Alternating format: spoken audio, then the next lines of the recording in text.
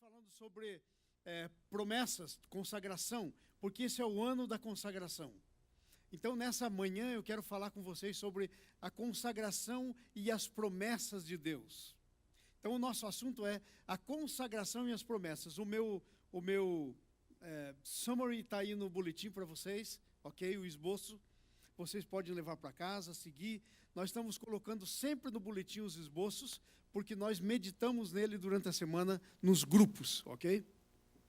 Então, aí na introdução eu estou dizendo que nós já vimos anteriormente que consagração é o mesmo que santificar-se.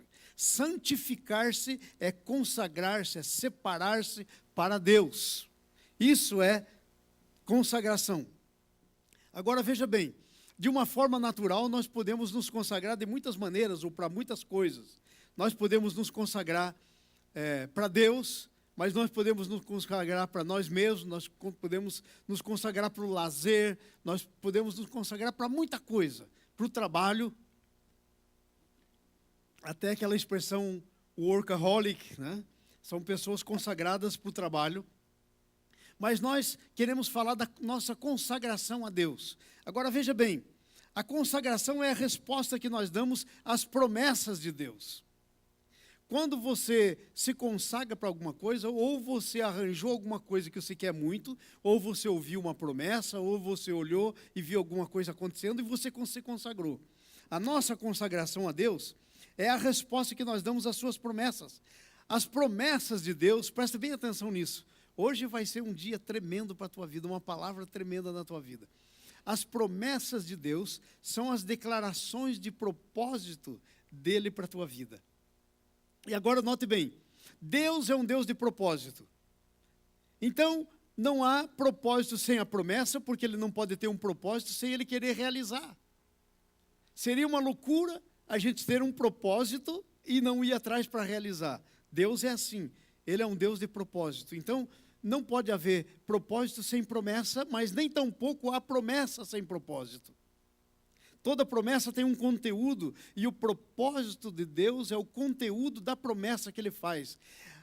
Eu diria que as promessas de Deus, o propósito de Deus para as nossas vidas, é a declaração das intenções de Deus para conosco. E a Bíblia tem um versículo que eu amo, que diz assim: eu é que sei dos planos que tenho para vós, planos de vida e não de morte, planos de bênção. E assim Deus vai dizendo lá no profeta. Que coisa tremenda. Eu é que sei os planos que tenho para vós, diz a palavra do Senhor. Então, nós chegamos na consagração. A consagração está relacionada com as promessas. Porque nós temos que ouvir as promessas de Deus e nós temos que nos separar para irmos atrás das promessas de Deus. Presta atenção aqui. Deus não faz nada sem que ele faça por meio de promessas. Por quê? Porque a promessa é a parte de Deus. Mas a promessa necessita a minha parte. O meu posicionamento, a minha consagração para com a promessa de Deus é a minha resposta para a promessa dele. Existem três maiores maneiras de pensar sobre a pessoa de Deus em relação à sua criação, em relação a nós. Algumas pessoas pensam assim, que Deus criou, e aí o pecado entrou no mundo, e nós caímos, ficamos no pecado, aí Deus mandou Jesus e salve-se quem puder. Salve-se quem puder. É mais ou menos assim. O pecado pegou Deus desprevenido. Deus não queria o pecado, nós sabemos, é contra o caráter dele. Mas aí, no meio da criação, aconteceu o pecado e o pecado pegou Deus desprevenido. Então, agora ele está tentando. Deus não foi pego desprevenido de maneira nenhuma. Ok? Outra maneira de pensar, essa é a primeira maneira que as pessoas normalmente pensam. Que Deus nos soltou aqui e cada um se vira. Ok? A outra maneira de pensar é que Deus nos criou e a gente caiu e agora Deus só tem um pouquinho de gente privilegiada que ele vai salvar. Não faz o melhor sentido quando você pensa na pessoa de Deus, no caráter de Deus, Não faz o menor sentido Deus ter criado alguém solto por aqui para se perder ou sem propósito, para se dar mal. Não faz o maior sentido. Essa é uma visão totalmente equivocada da pessoa de Deus. Deus criou você aí, agora você está por aí. Se Deus resolveu fazer alguma coisa com você, Ele é Deus, Ele faz se Ele quiser. Se Ele não quiser, Ele te deixa aí e você vai se danar. Isso é um entendimento equivocado do caráter de Deus. Se isso fosse verdadeiro, a gente teria que arrancar aquela página da Bíblia que diz: porque Deus amou o mundo de tal maneira que deu o seu Filho unigênito. Então Ele não amou o mundo, Ele amou alguns, Ele resolveu salvar. É mentira, teríamos que arrancar essa página da Bíblia. Mas a outra maneira, e a maneira correta de a gente olhar a Bíblia, é através da pessoa de Jesus. Jesus é a chave para a gente entender a Bíblia. E é na pessoa de Jesus que estão as intenções de Deus para nós. Deixa eu perguntar uma coisa para vocês. Qual de vocês que trabalharia, ajuntaria dinheiro, iria lá na concessionária da Mercedes, comprava aquele Mercedes joia, aquele top de linha, aquele que ajusta a altura das rodas? Eu andei num desses, quando eu fui lá para o Paraguai a última vez. Ajusta para quando chove, ajusta para quando ajusta tudo automaticamente. Qual de vocês trabalharia duro, pegaria o dinheiro, iria na Mercedes, compraria um carro e não tomaria posse dele? E não faria uso dele, não teria um propósito para ele? Quem de vocês faria? Então, por que é que Deus iria te criar, iria mandar Jesus para morrer por você, para comprar você, e de repente chegar para você e dizer: sabe de uma coisa? Eu não quero você. Deus quer você tanto, que Ele mandou o que tinha de mais precioso por você, Jesus. Essa é a declaração de amor de Deus por você, Jesus. Jesus é a declaração de amor de Deus por você. Agora então, o que é que acontece? Aí Deus tem promessas na pessoa de Jesus. E presta atenção, Deus não tem nada para você sem que seja na pessoa de Jesus. É por Ele, para Ele e por meio dEle que são todas as coisas. Deus não tem nada, absolutamente nada para você que não seja na pessoa de Jesus. E outra coisa, Deus não tem nada para você que Ele não tenha pensado de antemão antes de que você nascesse. Deus não está correndo atrás do prejuízo. Deus é um Deus onisciente. Ele viu antes que você fosse gerado toda a sua vida. E você foi gerado porque Ele te quis. Nenhum ser humano veio por casualidade nesse mundo. Você é geração exclusiva de Deus. Do jeito que você é, o tom da sua voz, a sua altura, tudo. Deus viu de antemão e gostou. Agora, se você não gosta de você, desculpa, mas Deus gostou. E Ele gostou tanto que Ele disse: eu vou dar o maior preço que eu tenho por ela, por Ele. Mandou Jesus e Ele morreu por você. Deus te ama. Qualquer coisa menos que isso não é Deus. Agora presta atenção. Aí Deus quer se relacionar com você. E tudo que Deus faz através de promessas. E nós temos que nos consagrar para obtermos as promessas de Deus, ou nos separar, ou nos posicionar. Diga isso como você quiser, mas é isso que nós temos que fazer para entrarmos nas promessas de Deus. Agora, o primeiro ponto que eu quero meditar com vocês, no livro de Gênesis, na história de Abraão, capítulo 12. O primeiro ponto é isso: as promessas de Deus são baseadas na sua graça. As promessas de Deus não são baseadas, as promessas que Deus tem para você. E presta atenção nisso. Deixa eu dizer isso de novo. Deixa eu falar isso de novo com você. Quero chegar mais pertinho aqui. Presta atenção nisso. Muita gente comete o erro de dizer assim: Deus tem promessa lá para Cristiane, o pastor Paulo, né, para o Adi, mas Ele não tem para mim, Ele não tem nada para mim. Isso é uma loucura pensar. Você entendeu? Não há nenhum ser humano que tenha vindo nesse mundo para o qual Deus não tem uma intenção. Deus tem uma intenção para você. E a intenção de Deus são as melhores intenções. Antigamente, nos anos antigos, quando um jovem queria namorar uma garota, lá no Brasil, antigamente, ele chegava a falar com o pai e o pai perguntava: e quais são as suas intenções? Deus tem intenções para você. E sabe, as intenções de Deus para você não estão baseadas em você mesmo. São baseadas na graça dele para com você. Veja bem, eu escrevi algumas coisinhas para você ter aí escrito no boletim. Deus não leva em conta quem somos. Ele não está interessado quem você é, ou quem você pensa que você é, ou quem o mundo diz que você é. Ok? Ele não está interessado nisso. Ele não está interessado em quanto você sabe, o quanto esperto você é. A Bíblia tem um versículo que eu gosto muito que diz que Deus confunde a sabedoria dos sábios. Deus não está interessado o quanto a sabedoria, o quanto a capacidade intelectual você tem. Deus não está interessado o quanto você pode. Porque as promessas de Deus são feitas para você, baseado na graça de Deus. E sabe o que é graça? Graça é um favor imerecido. Algo que você não merece e que é proposto para você sem o teu mérito.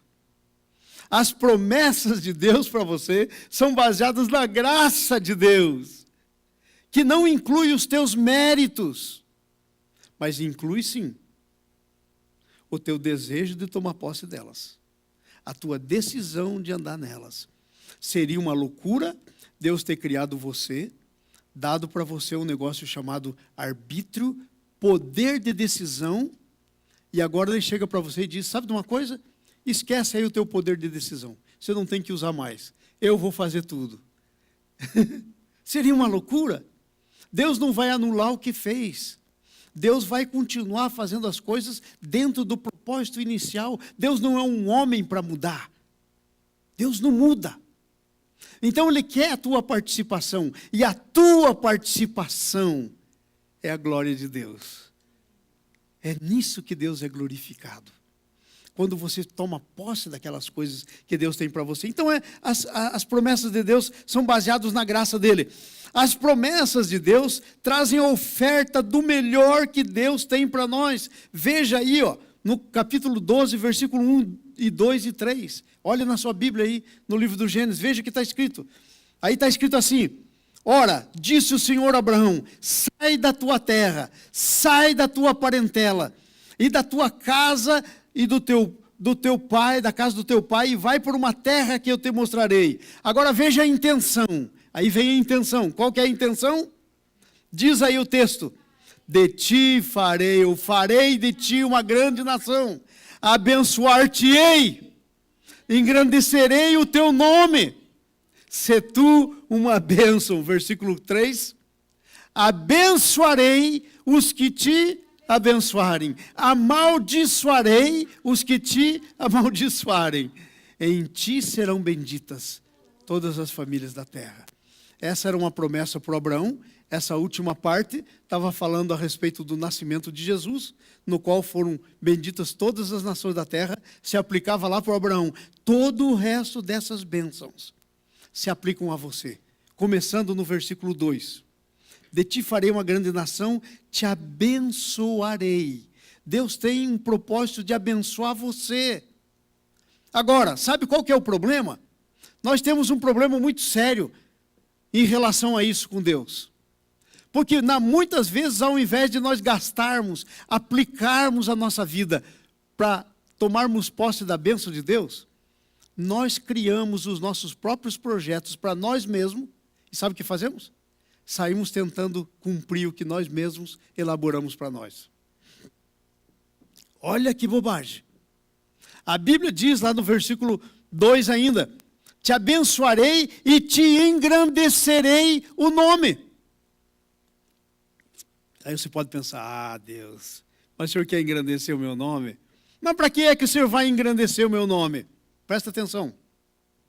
Como Deus vai ser engrandecido na tua vida, exaltado na tua vida, adorado na tua vida, louvado, visto como quem Ele é, se o teu nome for Zé Mané, for João Ninguém. Como? Desde quando? Como é que Deus vai poder ser visto? Então ele diz, eu te abençoarei e te engrandecerei o teu nome. Deus quer levar o teu nome alto. Deus quer colocar vocês, sabe? Aí você começa a pensar, nós estamos lendo o Velho Testamento, você diz, pastor, mas isso lá para Abraão, o Velho Testamento, agora veja Jesus. Jesus diz, vocês são o sal da terra, a luz do mundo. Não se acende uma candeia e põe debaixo da cadeira. Não acende uma lâmpada e põe debaixo da cadeira. Veja onde estão as lâmpadas. Mas você acende uma lâmpada e põe no alto, para que ilumine toda a casa. Assim diz a Bíblia, brilhe a vossa luz, para que os homens vejam as vossas boas obras e glorifiquem a Deus. Deus quer te levantar, Deus quer te engrandecer, porque você é luz. Não existe razão para ser luz debaixo da cadeira, debaixo do sofá.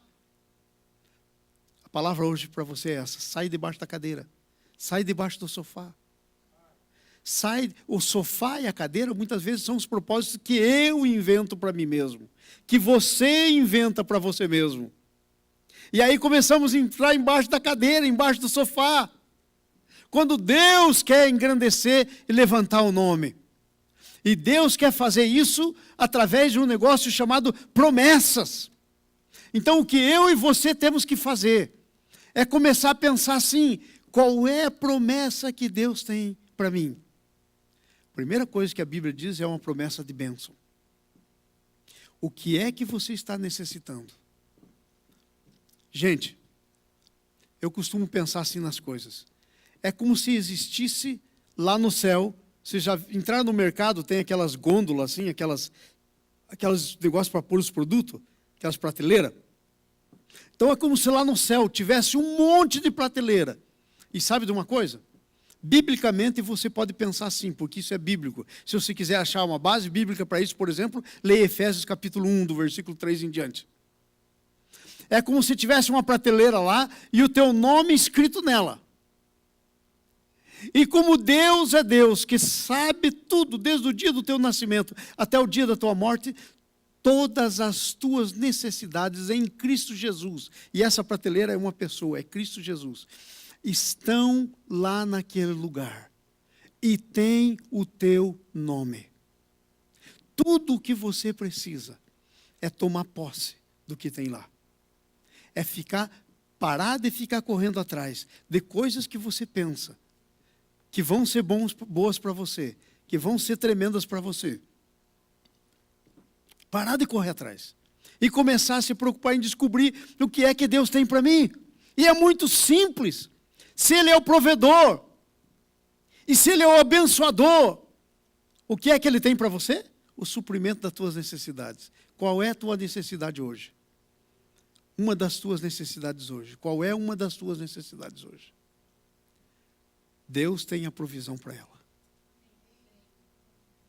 Não tem necessidade para a qual Deus não tenha provisão. E Deus faz essa provisão através das promessas. Agora tem uma coisa com as promessas. Veja aí na nossa letra C, as promessas causam um rompimento com as coisas naturais. Tem que romper com as coisas naturais, porque você tem que começar a andar no destino que Deus tem para você. E o destino que Deus tem para você vem através de promessa. Nós ouvimos a promessa que Deus fez para Abraão. Era o destino do Abraão. Vem através das promessas. Agora você pode dizer assim, pastor, mas eu acho que Deus não tem um destino para mim. Então, sei lá, você é um fruto do acaso, não de Deus, porque Deus não faz nada sem propósito. Ele é um Deus com propósito, não existe nada sem propósito. Ai, pastor, mas se é assim então, por que até agora eu não achei? Porque não buscou. Buscar-me-eis e me achareis, quando me buscardes de todo o vosso coração. A todo que bate, se abre. A todo que busca, encontra. Pedi e ser-vos-á dado. O que você quer mais do que todas essas declarações? Então, aonde é que está o problema? Eu digo para você, não está do lado de Deus. Nós cantamos esse som, essa última música. Eu pedi para o grupo de louvor cantar ela hoje. Deus de aliança, Deus de promessa. Deus que não é um homem para mentir. Sabe, eu pedi para cantar por causa desse assunto que nós estamos falando. Ele não é um homem para mentir. Não interessa. Não interessa. Nada em você é feito com base na graça. As promessas nos colocam no caminho do propósito que Deus tem para nós. Nós temos que ouvir as promessas e começar a andar nelas. Deus veio para Abraão e disse: Abraão, sai do meio da tua parentela, da casa do teu pai, vai para um lugar que eu vou te mostrar. Nem sabia onde era. Ele ia começar a andar por um caminho que nunca tinha andado nele antes. As promessas de Deus vão te colocar andando num caminho que você nunca andou antes. E sabe, o caminho é Jesus. Ele disse: eu sou o caminho. Não tenha medo. Deus não vai te botar no mato e deixar sem cachorro, como nós dizemos. Ele vai te colocar num caminho seguro. Jesus é o caminho. Mas é um caminho que você ainda não andou nele. Você não sabe o que tem lá na frente. Portanto, as promessas de Deus, eu quero me mover um pouco para frente nisso, são um convite para você descobrir o que é que Deus tem para você. As promessas de Deus são um convite para você descobrir o que Deus tem para você. São um convite para descobrir. Eu acho que eu sou meio, não sei, eu deveria ser normal, e eu acredito que eu sou bem normal. Mas quando eu penso em coisas que eu já fiz na minha vida, já aconteceu, eu fico pensando, mas por que eu não vejo isso acontecendo com todo mundo? Porque era o normal. Uma vez, quando eu me converti, logo quando eu nasci de novo, eu era um cristãozinho bem novinho, não sabia muita coisa. Eu estava lendo a minha Bíblia, lá em Mateus. E lá em Mateus estava escrito assim: olhai as aves do céu. Elas não plantam, não colhem, não guardam em celeiro. Olhai os lírios do campo. Eles não tecem, mas nem Salomão se vestiu como qualquer um deles. Se Deus cuida assim das aves do céu e dos lírios que estão aí hoje, daqui a pouco seca, vem o vento e espalha, quanto mais de vós outros, homens de pequena fé. Eu li aquele negócio e eu falei: epa! Será então que se eu decidisse viver pela fé, se nós fosse viver pela fé, Deus ia cuidar da gente igual Ele cuida da florzinha do campo, igual o lírio? Vocês querem saber se Deus cuida ou não? Marque uma agendazinha com a Nice, que está sentada lá atrás, a minha esposa. Por um ano, nós vivemos pela fé sem ninguém saber. E nós vivemos pela fé dependendo de Deus mandar o café da manhã, a janta à noite, o dinheiro para pagar a água, o telefone, pôr gasolina no carro, fazer todas as coisas.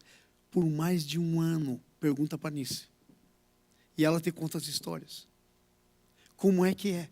Sabe por quê? Porque as promessas de Deus são um convite para você descobri-las. Mas você tem que sair atrás, você tem que querer descobrir.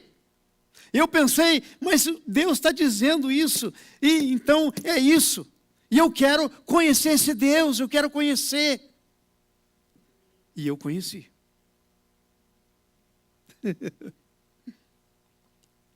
Aí você pode dizer, mas pastor, você não sabe nada, pastor, você não tem ideia de como é que é. Talvez todo mundo te conhecia, ninguém sabia que a gente estava vivendo pela fé. Ninguém tinha ideia. Nós combinamos de nunca falar para ninguém. A gente fala hoje porque isso foi 30 e tantos anos atrás. Mas sabe, uma segunda vez, eu quero dizer para você que descobrir as promessas de Deus, entrar nas promessas de Deus, não tem nada a ver com as circunstâncias que você está envolvido. Não tem nada a ver com as circunstâncias. Não tem nada a ver o quanto você tem. Não tem nada a ver com a tua poupança, com a tua formação, com o trabalho, não tem nada a ver com as circunstâncias, doente ou não doente, não tem nada a ver. Nós estávamos em Chicago, eu terminei o doutorado lá, e a gente queria descer aqui para Atlanta, decidimos descer aqui para Atlanta, Chicago muito frio, e nós resolvemos descer para cá. E aí eu disse ao Senhor, nós vamos descer para lá e vamos comprar casa. Você já ouviu essa história? A gente não tinha crédito, não tinha um centavo no bolso. Mas antes disso, o Senhor falou comigo. Ele falou assim, ó, você dá um jeito de parar com aquela oferta que vem para você lá do Brasil. Eu era o pastor sênior da minha igreja no Brasil, eu vim para cá, a minha igreja continuou pagando o meu salário que eu ganhava lá. Quando eu saí de lá, estava 0-0 o real com o dólar, 1-1. E eu saí com o meu salário de lá, assim. E nós vivemos o tempo que estudei aqui, todinho, a minha igreja me sustentou. Aí Deus disse para mim, então agora você avisa a sua igreja que você não quer mais.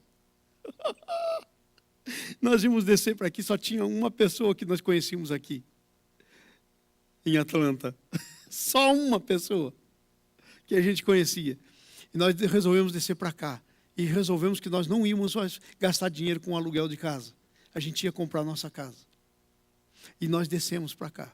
E sabe, nós vivemos por mais de ano, pela fé, sem ninguém saber de nada, sem oferta do Brasil, sem nada de nada. Você não tem ideia. Aqui nesse país, dá para viver pela fé. É só você querer descobrir o que Deus tem para você. Porque as promessas de Deus são um chamado para você descobrir o que Ele tem para você. É um desafio para você descobrir o que Ele tem para você. Para você entrar no melhor que Deus tem para você. São as promessas. Deus faz isso em termos de promessas. Agora, eu sei, você sabe, há uma coisa que dá um frio no estômago da gente, né? Quando a gente olha do lado, olha as pessoas que a gente conhece e vê nada de promessa se cumprindo. E aí, sabe o que a gente faz? A gente acusa Deus, como se Deus fosse o culpado. A gente olha a nossa vida muitas vezes e a gente vê muita coisa que a gente quer acontecendo e não está acontecendo. E a gente acusa Deus, como se Ele fosse o culpado. Quando Ele já pagou o preço, Ele já comprou. Jesus, quando morreu, amados, presta atenção aqui, quando Jesus abriu os braços na cruz, Ele disse uma coisa. Ele disse, está consumado. Sabe o que isso quer dizer? Não tem mais nada para ser feito. Ele já fez tudo. Ele já comprou tudo. Aí está lá o Moisés, presta atenção nisso. Aí está lá o Moisés, tirando o povo, vindo aquele enorme daquele exército atrás deles, porque o faraó se arrependeu de ter deixado eles ir, e o mar na frente. E o mar na frente. E aí o Moisés vê a coisa pegando e o exército chegando, e claro que a intenção era destruí-los, e o mar na frente, e o Moisés vai falar com Deus. E aí Deus diz para o Moisés, por que clamas a mim? Presta atenção, Deus diz para Moisés, por que clamas a mim? Se você já tem na sua mão a vara. Ele diz, toca no mar, fala no mar. E essa era a autoridade que Deus tinha dado para ele. Essa autoridade Ele deu para você e para mim também. Sabe que autoridade era essa? É Jesus. É o nome de Jesus. E aí sabe o que ele fez? O mar se abriu e eles passaram. Mas Deus disse, por que clamas a mim? Diz o povo que marche. Abra o mar. Sabe? Fala com a pedra. E da pedra sai água. Eu quero dizer uma coisa para você. Quando você lê, lá no Novo Testamento, 1 Coríntios capítulo 10, está falando da história de Israel. No capítulo 10. Lá pelo versículo 3, diz assim, que eles passaram o mar debaixo de uma nuvem, eles andavam debaixo da nuvem, passaram o mar, e bebiam de uma pedra que os seguia. Uau! O deserto não é lugar de água, tinha uma pedra que os seguia, e a Bíblia conclui, lá no 1 Coríntios 10, versículo 3, 4 por lá. E a pedra era Cristo. Eu quero dizer para você, a bênção seguia. E quando a gente lê, lá na Bíblia, a Bíblia diz que a bênção segue você e te alcança. E Deus está perguntando, por que reclamas? Deus está falando com você hoje. Por que você reclama? Por que você está inseguro? Por que você está insegura? Essa é a pergunta de Deus. Deus está dizendo, descubra o que eu tenho para você, porque aí eu vou ser glorificado. Sai da tua vida sem sentido e descubra as promessas que eu tenho para você. Veja o segundo ponto nosso. As promessas requerem que nós andemos nela. A promessa requer que a gente faça o que o Senhor nos ordena. Veja o versículo 4. Partiu, pois, Abraão, como o Senhor lhe ordenara. Vamos lá, gente. Partiu, pois, Abraão, como o Senhor lhe ordenara. Pastor, a coisa está feia do meu lado. Eu estou com problemas. Eu estou com necessidades. Parece que nada vai. Faça como o Senhor te ordena. É simples. Porque a promessa requer que você ande nela. Porque é a tua parte, a fé sem obras é morta. Se você não se mover, creia no que Deus está dizendo. Deus não é um homem para mentir. Ele tem o melhor para você. E se mova. Se mova. Amém? E aí veja só. As promessas requerem que nós levemos tudo o que é nosso. Interessante. Às vezes, nós deixamos as coisas para trás. E ficamos vivendo no passado. Presta atenção, olha para mim aqui, isso é de Deus para você. Muitas vezes, é o passado que está determinando o teu futuro. Aí vai ser uma contínua repetição.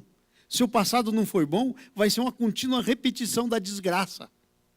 Você não pode permitir que o passado determine o teu futuro.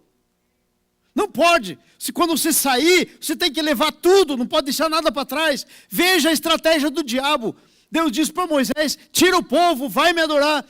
E aí ele vai e fala com o faraó, que é um símbolo lá do Satanás. E o faraó diz assim, pode ir, mas deixa os filhos. Pode ir, mas deixa as coisas de vocês. Deus não quer que deixe nada para trás. Você sai com tudo. Você sai com tudo o que te pertence. Então, as promessas exigem que você saia. Requer que você leve tudo. Agora veja uma outra coisa. Versículo aí, versículo 5, versículo 8. Do Gênesis 8 e 9. Vamos lá? Então passou dali para o monte a oriente de Betel, armou a sua tenda, ficando Betel ao ocidente e Ai a oriente. Também ali edificou um altar ao Senhor e invocou o seu nome. Versículo 9.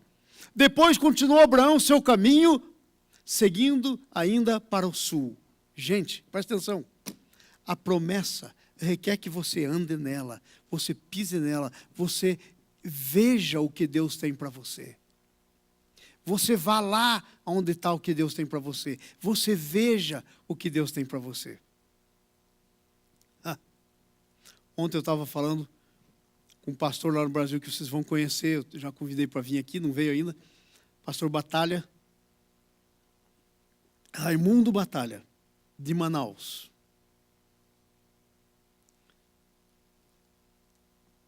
Deus um dia me deu uma palavra, me deu um sonho.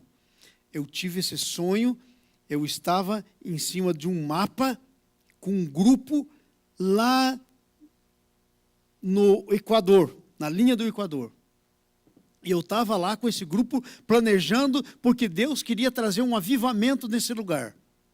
E eu fiquei orando por anos, mas eu não conhecia ninguém naquele lugar, não sabia nada da região.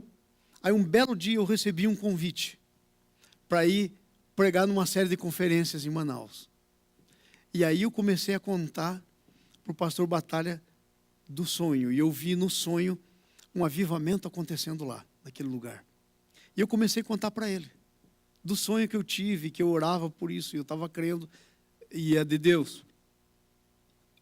Ele olhou para mim e falou assim: eu estou com uma vontade de chorar, eu estou com o meu coração quebrantado por causa desse sonho, eu não sei o que fazer. E aí eu disse: vamos dar uma olhada no lugar? E eu tive lá no paralelo, lá no Equador, na linha do Equador. Tirei foto lá. Fomos lá com o pastor Batalha, mais alguns pastores. Pegamos lá algumas pedrinhas, fizemos um pacto e vai ter um avivamento naquele lugar. Sábado eu estava falando com ele, ele falou: quando é que você vem para a gente voltar lá? Que nós vamos conhecer as igrejas que estão ali, por aquela região, e preparar as igrejas para o avivamento, do que Deus vai fazer lá. E eu vi um avivamento vindo, como do lado direito, eu estava olhando para o sul, vindo de lá um avivamento que era como um lava de vulcão, ia levando tudo, era fogo líquido. E isso é o que Deus vai fazer naquele lugar. E isso me leva a outro ponto. Sabe o que acontece? Nós temos que edificar altares, aonde o Senhor tem promessa para a gente. Sabe o que é edificar altar? É adorar a Deus naquele lugar, é honrar a Deus. Veja o que diz lá no versículo 8, volta um pouquinho, Jimmy. Versículo 8 aí, dá uma olhadinha. Diz aí que o Abraão passou dali para o monte, ficando Betel, e ali edificou, também ali, porque ele já tinha edificado, altar ao Senhor, e invocou o nome do Senhor. Você tem que entrar na tua promessa, você tem que pisar nela, e invocar o nome do Senhor. Naquele lugar, construir um altar, porque as promessas de Deus são para a glória de Deus na tua vida. Aleluia! Você tem que construir o altar. Você está construindo altares para Deus? Gente, olha aqui para mim todo mundo. Quantos altares você tem construído para Deus, em cima de promessas que Deus tem para você? Eu estou indo, agora possivelmente em abril, o pastor Batalha está marcando uma série de conferências lá em Manaus. Eu estou indo lá e ele falou: nós vamos falar com todos os pastores, vou chamar toda essa pastorzada aqui para a igreja, para a gente dar um treinamento para eles, para esse avivamento que Deus vai fazer aqui. Ei, construir altar, ir num lugar. Deus me deu tantas palavras que já se cumpriram, e que Ele me levou, e eu construí altar. Nós temos que fazer isso. Construir altar quer dizer instituir o Senhor como o Senhor daquilo. Amém. E quando Ele for Deus daquilo, aquilo pertence a você e ninguém te tira. Lembra da promessa que Deus fez para Abraão? Ele disse: eu vou te dar um filho. E demorou, porque essa é uma outra coisa que nós vamos falar sobre o tempo. A promessa tem duas coisas: tem o lugar e tem o tempo. As pessoas não entram nas promessas de Deus, muitas vezes, porque estão fora do lugar. E também, muitas vezes, porque estão querendo a coisa fora do tempo. Mas aí chegou a hora e veio Isaac. E aí disse Deus: constrói um altar para mim. E põe o Isaac no altar. E quando Deus colocou Isaac no altar, ele viu um cordeiro, ele sacrificou o cordeiro, tirou Isaac do altar. Daquele dia em diante, a Bíblia diz, eu vou pregar aqui na igreja um dia desses, porque eu estava orando, Deus me deu uma revelação tremenda nisso. Deus deu os dois gritos. Eu vou pregar ainda aqui sobre o berro de Deus. Deus começa falando. Quando ele falou para Abraão da promessa, ele simplesmente falou, ele não gritou. Mas quando o Abraão pôs o Isaac e ia descer o facão no pescoço dele para sacrificar a Deus, a Bíblia diz que Deus gritou.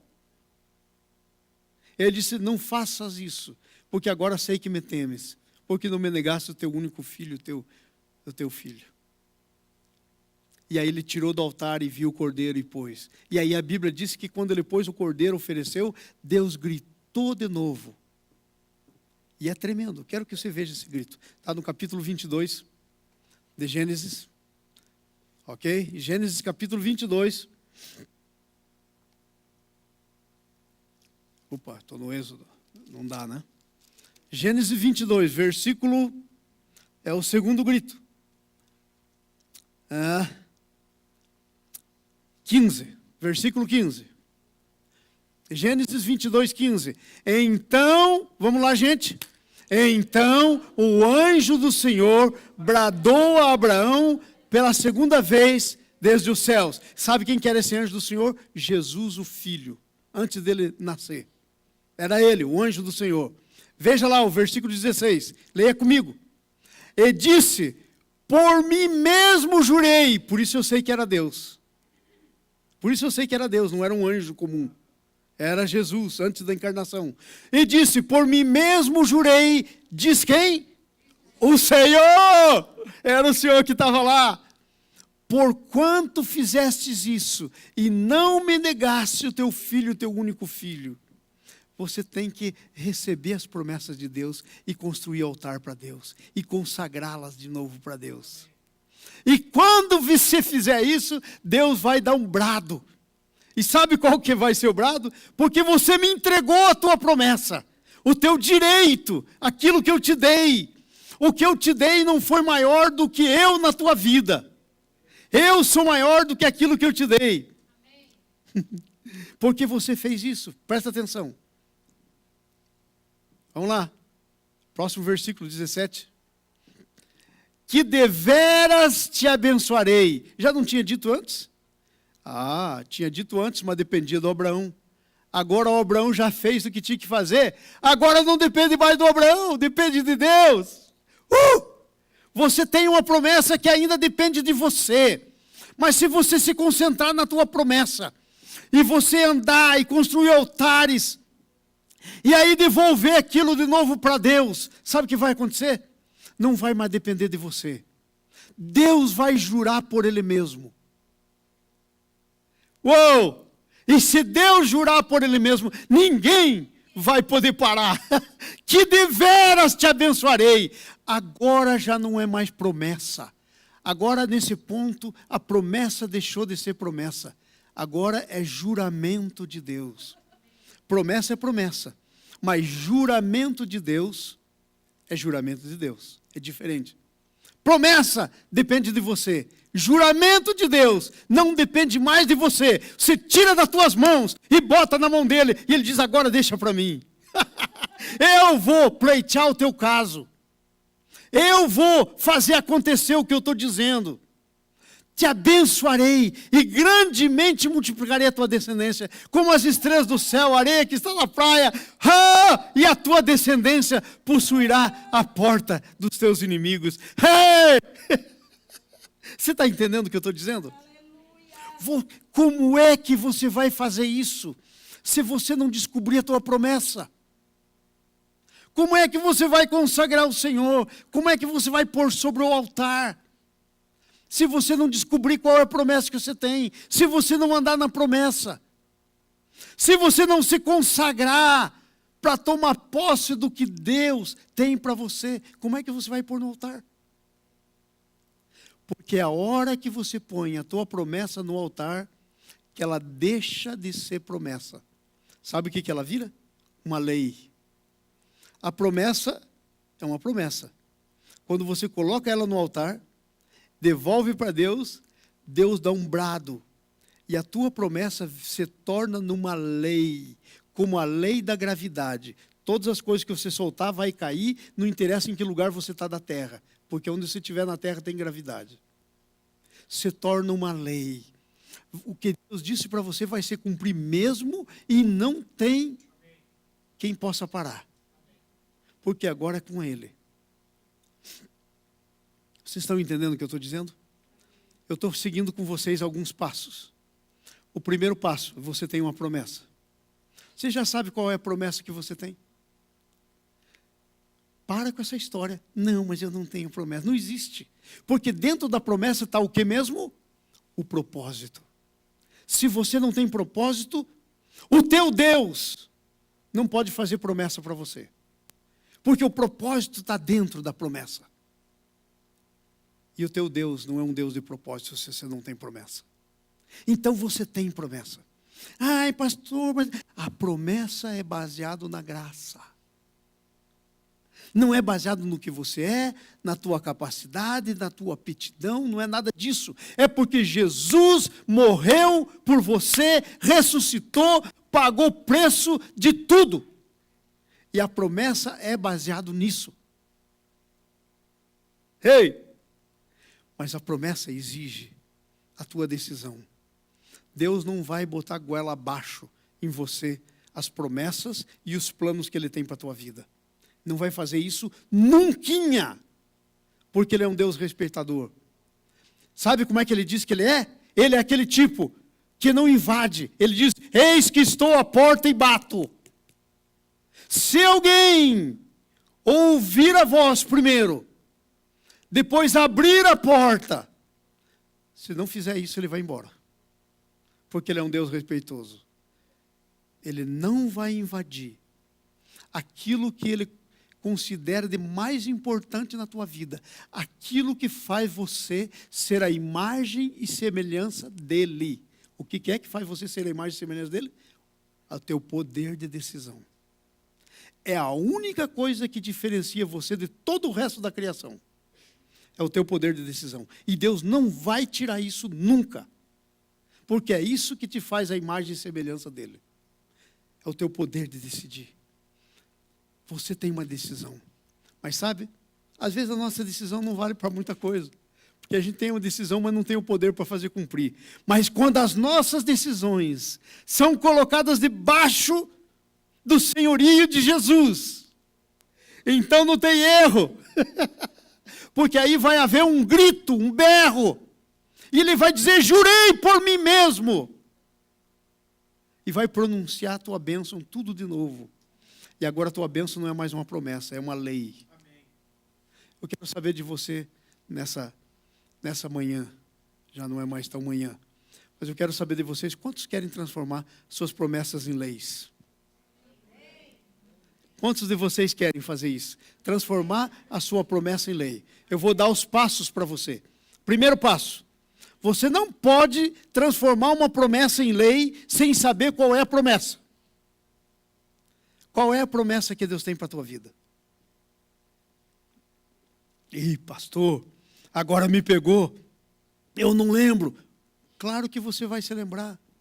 Quando você entregou a tua vida para Jesus. Quando você estava lá no teu primeiro amor, você consagrou a Jesus. Deus falou com você.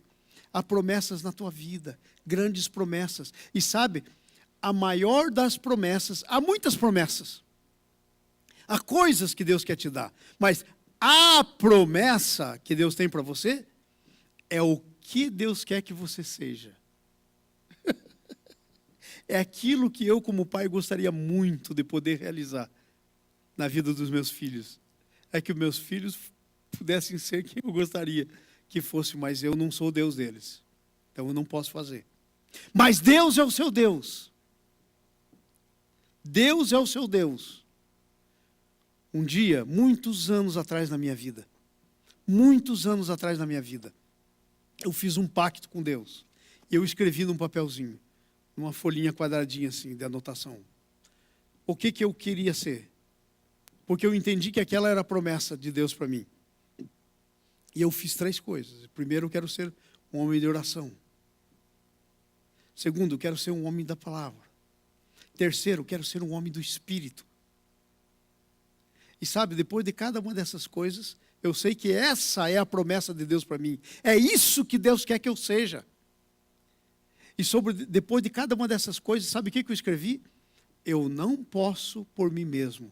Responde tu por mim. Esse é o meu grande segredo. Estou contando para vocês o grande segredo da minha vida. Junto com esse vem tudo o resto. Porque veja bem, Deus queria construir através de Abraão. Qual era a promessa do Abraão?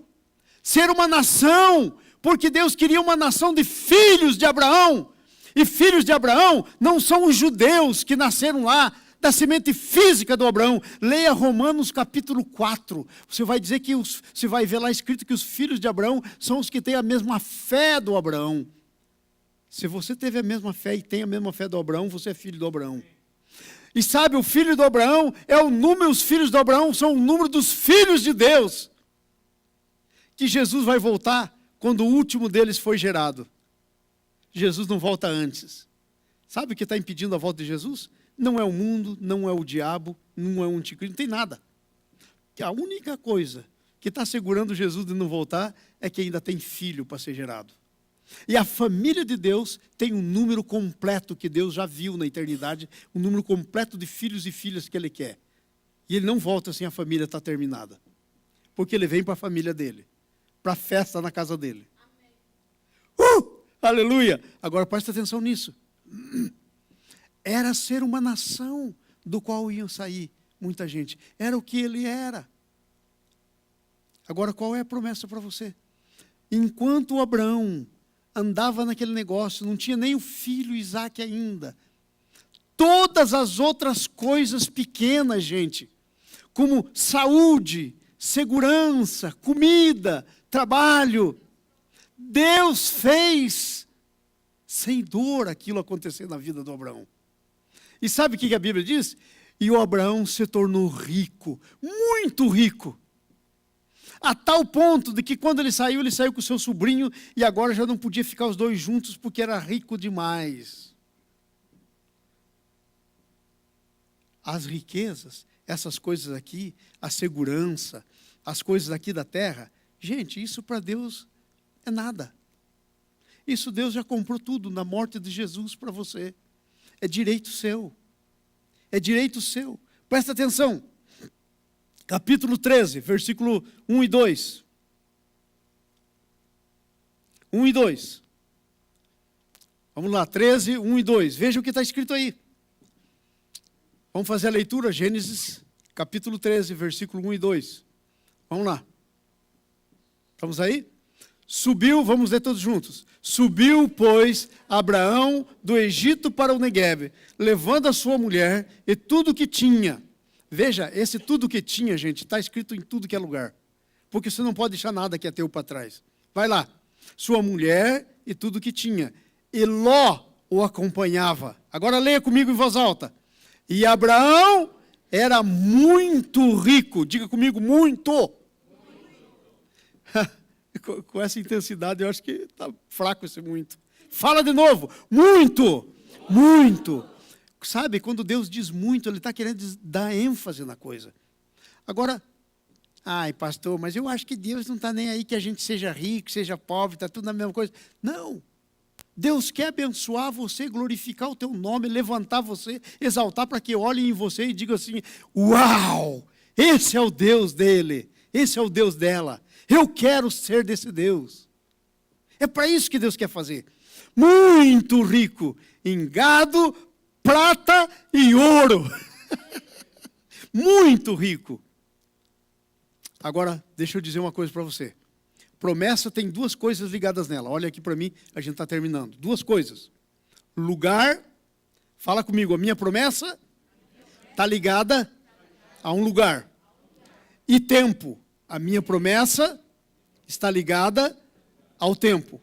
Diga assim, promessa tem a ver com tempo e lugar. Porque fora do lugar, a tua vida vira uma bagunça. Fora do lugar, presta atenção, Deus está falando com você. Fora do lugar de Deus para a tua vida, ela vira uma bagunça. Sabe o que aconteceu? Houve fome na terra. Eu e o Abraão, andando no natural, Deus não tinha terminado com ele, disse assim, eu vou descer para o Egito. E desce lá para o Egito. E daí no Egito era o seguinte, o povo mais poderoso olhava na mulher, achava bonito, pegava para ele. Então ele chegou para Sara e diz que você é minha irmã. Fora do lugar, começa uma vida de mentira, de engano, de medo. E aí sabe o que acontece? O camarada leva a Sara para o harém dele. E aí Deus tem que vir para ele e dizer, vou te matar, se você tocar nessa mulher.